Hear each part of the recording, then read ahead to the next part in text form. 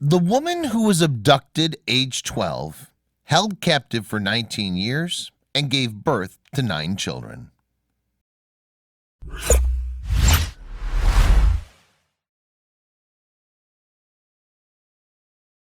But before we start, please give the video a like and make sure to subscribe to Wonderbot and hit the bell so you'll never miss any uploads from us. It's 2016 and Rosalind McGinnis has just arrived in the Mexican border city of Nogales. With 8 children in tow, she waits nervously for the papers that will allow her to return to the United States, almost 2 decades after she disappeared from an Oklahoma school. Here is the story of her horrific ordeal. Rosalind's nightmare apparently began when she was a mere 10 years old and living in Springfield, Missouri. There, she'd enjoyed a relatively normal childhood, playing in the local park with her brothers and learning to play the violin. And as a student on the honor roll, the young girl had a future that looked bright. Even at such a tender age, Rosalind had big plans. In a November 2018 interview with KSHB, Kansas City's 41 Action News, she recalled her youthful aim, saying, "I wanted to grow up to be a veterinarian and teach violin. I had goals as a very young child."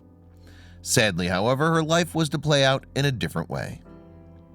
When Rosalind was 10, her mother, Gayla, met one Henry Piet while distributing leaflets in their neighborhood.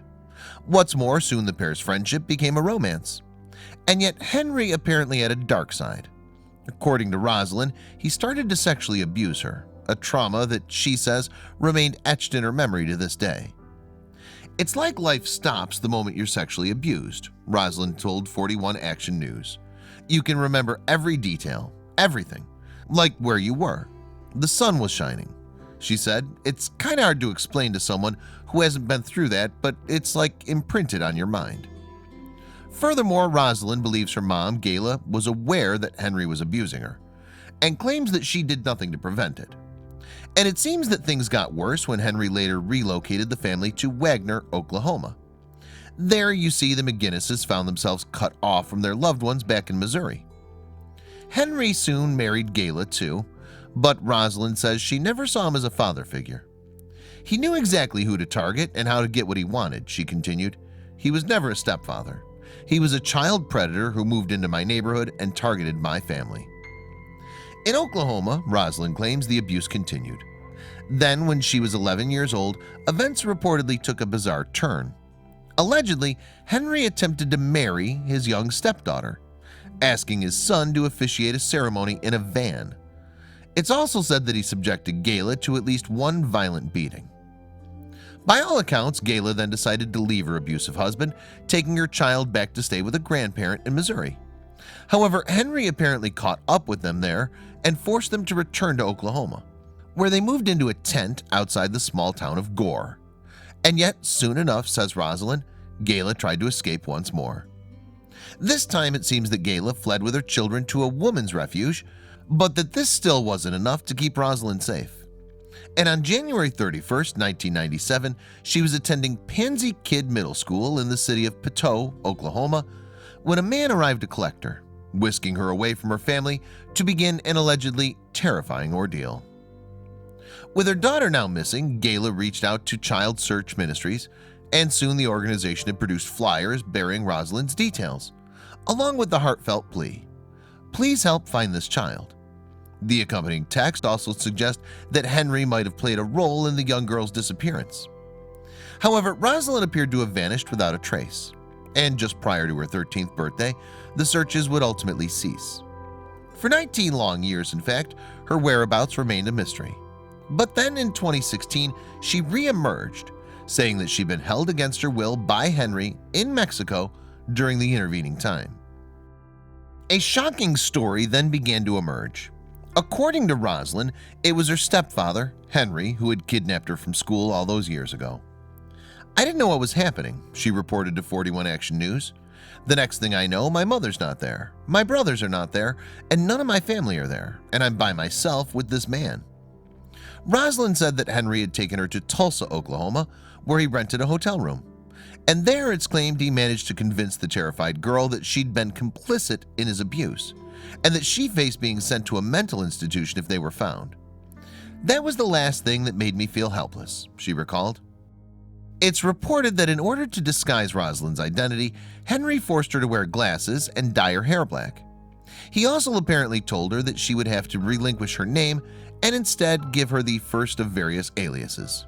And allegedly, after months of being sexually and physically abused by her stepfather, Rosalind fell pregnant, although she ultimately lost the baby. I was scared and I was so confused and I didn't even know what was happening, Rosalind said. Looking back on what happened to me, I don't even know how any human can do that to a child, what he did to me. However, by all accounts, the abuse continued, with Henry shuttling his stepdaughter between different hotels during those initial months. It's claimed that Henry was then eventually able to smuggle Rosalind south into Mexico, and it was apparently there a few years later, when she was just 15 years old, that Rosalind gave birth to their first child. Despite the arrival of a young son, though, it seems that they were living in abject poverty, sleeping in a rotting mobile home without access to proper utilities. What's more, Rosalind's brood continued to grow, despite her desperate circumstances. And reportedly, while Henry spent what little money they had on drugs and alcohol, his stepdaughter resorted to begging in order to keep the children fed. Rosalind said that at one stage she'd raise funds by selling homemade ice cream, but that Henry kept her under close observation even then. Rosalind also claims that on a number of occasions she attempted to escape her captor, yet it seems that he always managed to catch up with her, doling out harsh punishment to boot. When I was caught, the consequences were great, Rosalind continued in her interview with 41 Action News. Eventually, at one point in time, it didn't affect me anymore because I was used to it. Then, as the years passed, the violence reportedly continued. In fact, according to Rosalind, Henry regularly beat her with weapons and other objects, even going so far as to shoot her a few times. And on one occasion, she claims he assaulted her with a frying pan, injuring her so badly that her arm was sliced to the bone. It's alleged that ultimately Rosalind gave birth to all of her total of 9 children while in captivity, struggling to raise them as she dealt with an onslaught of abuse. Then, towards the beginning of 2016, she met Ian and Lisa, a British-American couple who would finally provide a glimmer of hope at the end of the tunnel. At the time, Rosalind and the children were by all accounts living with Henry in the central Mexican city of Oaxaca. And when they first encountered Ian and Lisa, they were shopping in a local supermarket. We were in line and they were in front of us, Lisa recalled to Action 41 News. They had 2 giant carts of groceries. One was entirely filled with meat, which the children told us later was only for him, and they couldn't pay the bill, Lisa continued. They were short on money, so Ian and I gave them money, and she was grateful. Following this, a friendship soon formed between Rosalind and the couple. They were just desperate to talk, Lisa explained to 41 Action News. Not the very youngest ones, because they wouldn't say anything until they got to know us, but they just wanted anybody to talk to because it was not something they were allowed to do. Yet the relationship was cut short when Henry moved the family to a remote mountain village in the Oaxaca region. Fortunately, however, Ian and Lisa remained in contact with Rosalind, or Stephanie as she was known by then.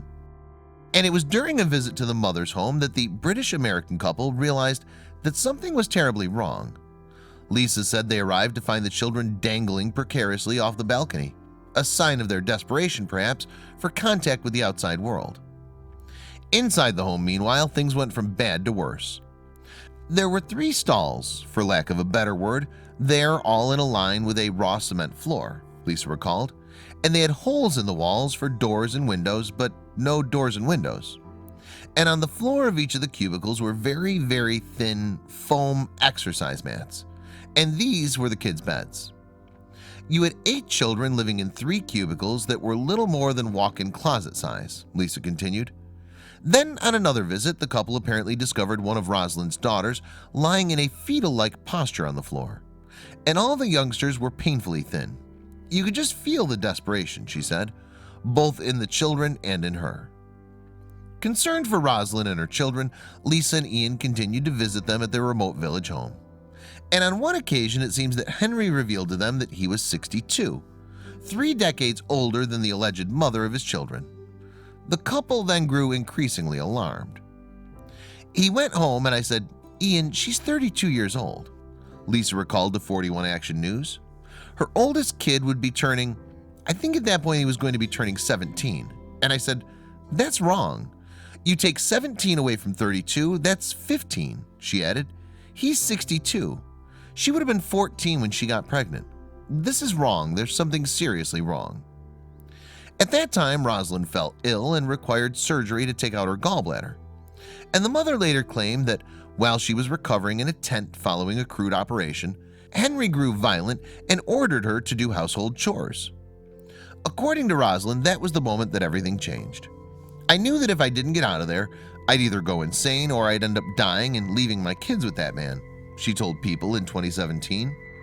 So when Lisa reached out to offer her support, Rosalind gathered the confidence that she needed to finally break free. Rosalind says that just weeks after speaking to Lisa, she waited until Henry was in an alcohol-induced sleep one day and seized her opportunity to escape. By that point, her eldest son had fled to America, but she grabbed her other 8 children and jumped in a taxi. Eventually, the family arrived at Lisa and Ian's home. While Lisa and Ian subsequently looked after the young family, Rosalind began the process of arranging their return to the United States. And one day, the mother confessed her real name. Lisa then quickly found Rosalind's details online and realized that she's the same person who had gone missing 19 years earlier. The family subsequently made their way to Oaxaca to speak to the U.S. consulate in the city. However, officials there weren't able to help. So desperate, Rosalind reached out to Lisa, who contacted the National Center for Missing and Exploited Children on her behalf. Using the organization's advice, Rosalind then took the children by bus to Nogales, a city some 1,600 miles north of Oaxaca. And there they at last received the documents they needed to make it home. Leaving their ordeal behind, they finally arrived in the United States later in 2016, with their wider family greeting them in Kansas City, Missouri. "Me and my kids rode an airplane together for the first time," Rosalind told 41 Action News. "I was scared. They were scared. But they were so excited too." Yet even though she and her children were at last safely across the border, Rosalind remained frightened that her alleged abuser would find her. "She would tell me about the nightmares," Lisa recalled. "Every single night. I swear to God he was standing over me." Eventually, Rosalind decided to open up about her experience in the hope that Henry might be brought to justice. And her wish seemingly began to come true in October 2017 when the authorities arrested him as he was trying to cross into the United States. In November 2017, Henry appeared in court facing charges of kidnapping and traveling with the intent to engage in a sexual act with a juvenile. So far, he's denied the charges, claiming that Rosalind is his wife and that the vast majority of her allegations are lies. As of December 2018, he's in Wagner County Jail, Oklahoma, awaiting trial. Meanwhile, things have been tough for Rosalind and her children. Apart from everything else, although the family are now safe from the alleged abuse, they've had to contend with financial difficulties. In fact, the cost of healthcare, rent, and tutoring for the kids have left the family struggling to make ends meet. Yet despite all this, Rosalind has bright hopes for the future and plans to renovate a house to provide her children with a stable home. Meanwhile, a GoFundMe account established by her cousin, Dana Archuleta, has so far raised almost $40,000 to help them on their journey. And for now, it seems that McGinnis is simply happy to have escaped with her life. As she said to 41 Action News, "It's a miracle I'm sitting here today."